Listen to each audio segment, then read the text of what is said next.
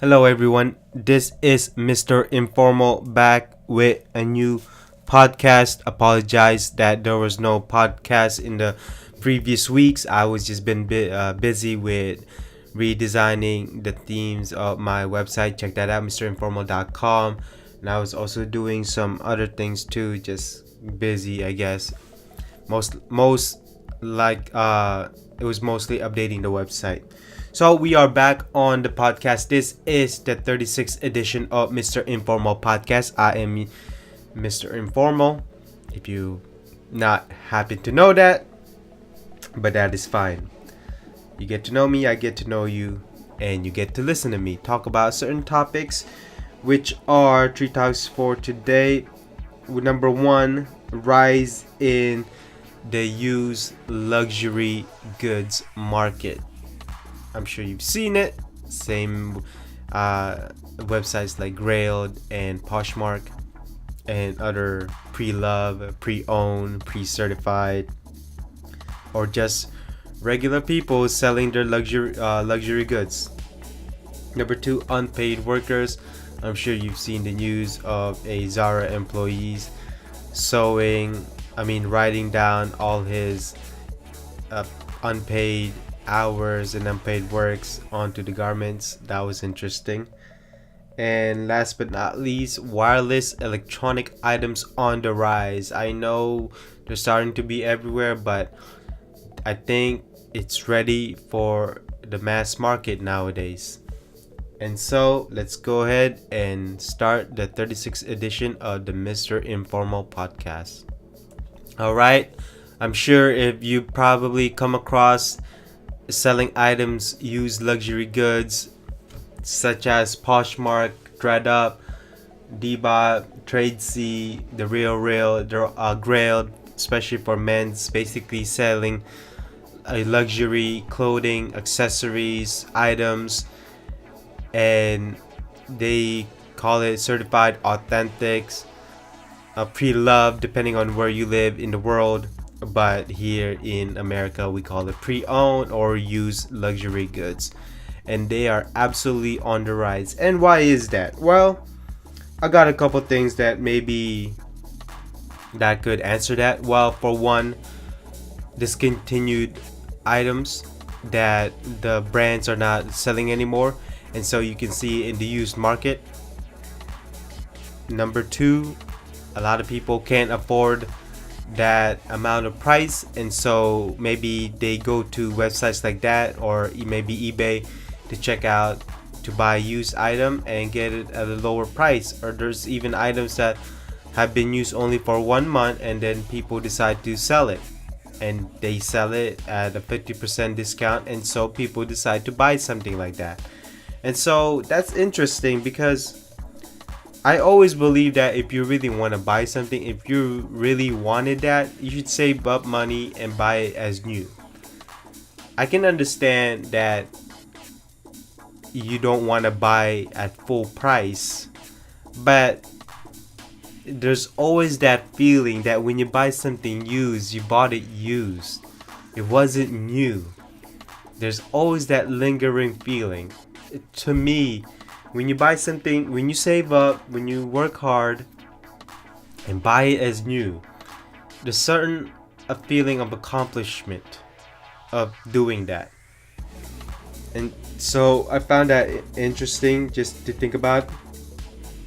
And quality, some brands have declining quality, so maybe in previous years or previous decades, the items that were made in previous decades were better quality than present times, and so people would love to buy something like that, especially when it comes to leather, when it comes to nylon or maybe canvas, depending on the item. And by buying something for used, then the price is not as astronomical as you see in retail. And so people would buy something really cheap or maybe at affordable price. You can even buy a Louis Vuitton keyring for $50, depending on the condition, obviously.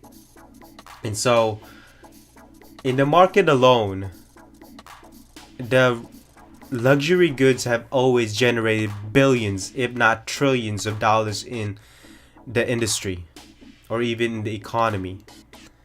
And so by having this, buying something new, it generates billions of trillion. Now, buying something used, suddenly it's generating generating millions and then billions. And then these brands obviously don't care because people are actually buying their items in new.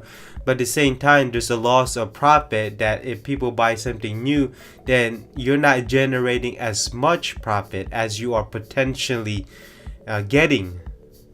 And so they are the opportunity. They're not losing money, but they are losing sales. If you get what I mean, meaning the potential sales has been lost because of the used market. But at the same time, they're not losing money because people are still buying their items new. So that is quite interesting. That eBay is one of the biggest factor of all of this. But again, the reasons I gave may be the possible cause that people just start buying used items, in terms of the brand luxury or the brand names. We can go from Kenzo, Prada, Rick Owens clothing. It's not just items, it's also clothing. But I think the biggest item that people tend to buy are handbags. Women love to buy handbags. Women love to collect handbags. Not for shoes, because buying something used shoes is not quite interesting as buying a handbag. And so this is a topic that has been going on for decades and decades and decades, probably longer than I have lived in this world. Is unpaid workers, whether it be the factory overseas, if you're freelance, depending on your contract, whatever it may be, okay? To me, if you do the job and you do the job correctly and it wasn't your fault, then you should be paid.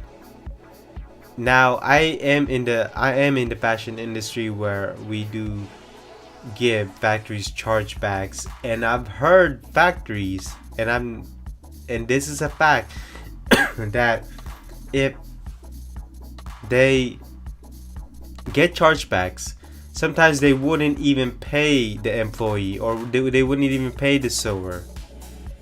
Heck, if you do the job, if you did not do the job correctly, you may not even get paid. And I know in factories they don't get paid by the hour; they get paid by how much they can sew, how many pieces they sew. And so, if you put it like that, it's a hard work. It's hard to imagine working like that. And the prices of it are really cheap. So a lot of these factory workers are not even making that much because they're not getting paid by the hour. They're only getting paid by the pieces. Now, if there's no business, obviously they're not getting paid. If the business is low, then they're not making as much as if the business is busy. And so I'm not surprised that this happened. It will happen. It will continue to happen unless the brands don't stop doing business with the factory. But here is the hardest thing about this, okay? Let's say, and this happens all the time. So let's say you found this factory, you told this factory, okay, we're gonna do business with you, contract signed, here's the purchase order, here's the price that we agreed on, and here this how many pieces we agreed on, and this is the delivery date that we agreed on. Okay, so that's set. What that company does, instead of knowing that they're doing the factory that you think they're doing it at, they're actually sourcing the style or the items that you agreed upon to produce to another cheaper operating factory. And then when you receive the goods, you wonder why your goods is not in the quality that you want, because they outsource it, because by outsourcing it to another factory, they get a cheaper rate, and the factory you're doing business is suddenly have their profit margins much higher instead of actually doing at the factory that you agreed on. That happens all the time. All the time. And it's sad. I mean, I'm not the boss. Maybe someday, if I do become the boss, I would like to see a certified factory and make sure that the items that I want to be produced are actually being produced in that factory. But I'm telling you, this will not stop unless the country that you're doing business with absolutely have laws against this. So this is the last topic for the podcast. Everything is suddenly becoming wireless. From wireless Bluetooth headsets, wireless speakers, wireless smart home speakers, wireless tile, there's Bluetooth trackers, wireless doorbells, wireless internet. Well, that's been going on for a long time actually, so that doesn't count. Wireless chargers, wireless carrier, and again, that's been going on for a long time. But everything's suddenly becoming wireless because apparently that's the trend right now. And it's been known that wireless has always been unreliable compared to connected or cable or wired connections.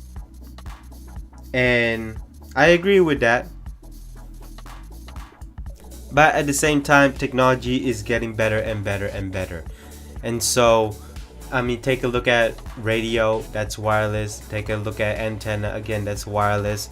And so technology is getting better and better. But, you know, we have studies that the closer you are in a wireless connection or in terms of radio, it can lead to cancer or it can lead to certain deformation in your cells. And so, I mean, I'm not surprised. I mean, I do believe that. Now, whether you believe that, that's up to you. But I do believe that.